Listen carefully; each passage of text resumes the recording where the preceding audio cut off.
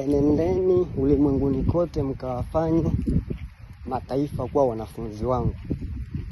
Siwe nendeni mkawapelekee kapu la sadaka wawachangieni. Ama kwani kuna mahusiano gani kati ya injili na makapu ya sadaka jamani? Eti labda tusaidiane hapa kitu.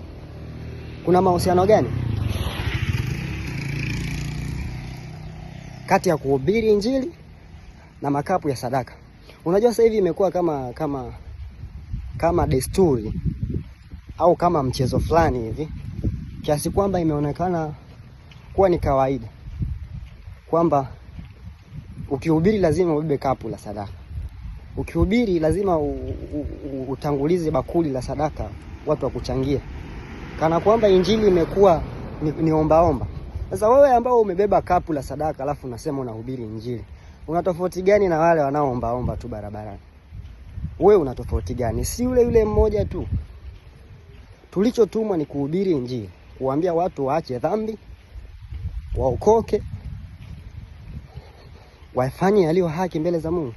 Lakini hatujatumwa kubeba makapu ya sadaka kwamba tuchangiwe. Na imeandikwa wapi kwanza? Kuna kamanda mmoja anaitwa Yohana Mbatizaji, asema mimi ni sauti ya mtu aliaye kutoka nyikani, inyosheni njia ya Bwana, yatengenezeni mapito ya Bwana. Alikuwa na kapu yule jamaa. Sasa aka taratibu nyewe mnakatoa wapi?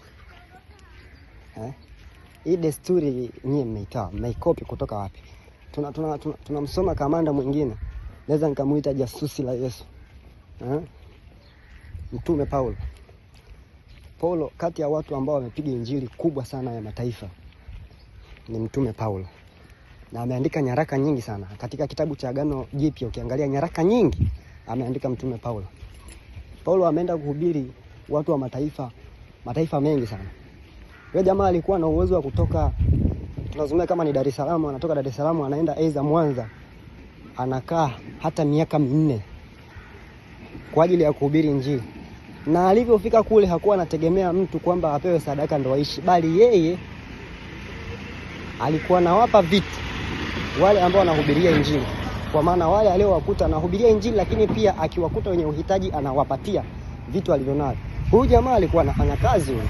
Huyu jamaa alikuwa mshona mahema, ana pesa nyingi za kutosha. Sasa nyewe utaratibu mmetoa wapi wazee?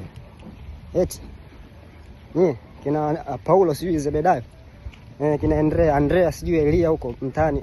Huu utaratibu mmetoa wapi? Hamoni kama ni utaratibu wa kuzimu kabisa, ni pepo mchafu ule. Pepo la omba. Mnadhalilisha injili yenyewe.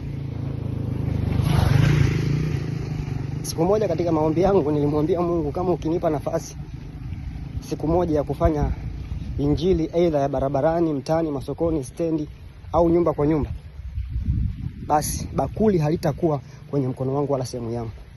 Maana ni moja kati ya kitu ambacho kinaniudhi kabisa kutoka ndani ya moyo wangu.